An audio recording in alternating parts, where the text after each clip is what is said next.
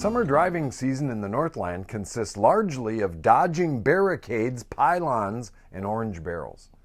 One has to wonder how many of those orange barrels they actually have and where do they keep them all. I'm Tom Miller.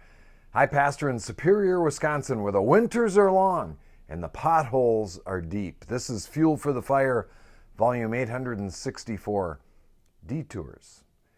Summer driving in our part of the world is a maze of road construction.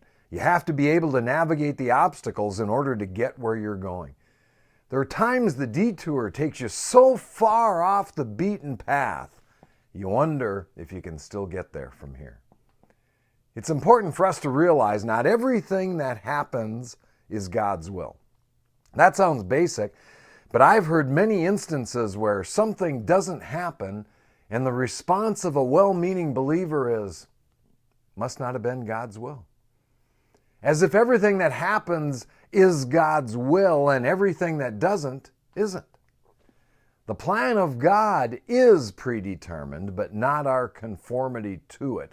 Free will is a wild card that leads to some detours. God had a plan in the Garden of Eden. It was not His plan for Adam to sin. When Adam failed to conform to God's plan, God implemented a detour. The original plan was innocence. But by one man's sin entered the world, and death by sin. And so the Bible says death passed upon all men, for all have sinned.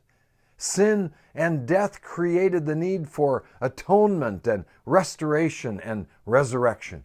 Did God know it would happen?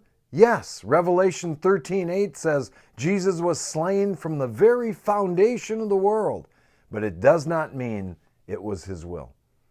There are a number of detours like that throughout history.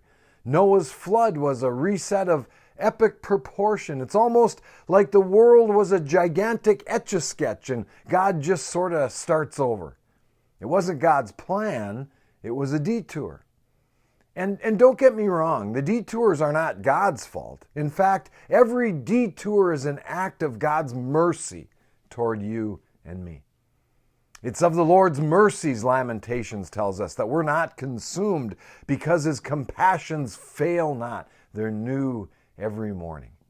It's like your Google Maps app recalculating based on where you are right now. That's the beauty of the gospel message. You go from where you are. You don't have to go back to start. Jesus meets you right here.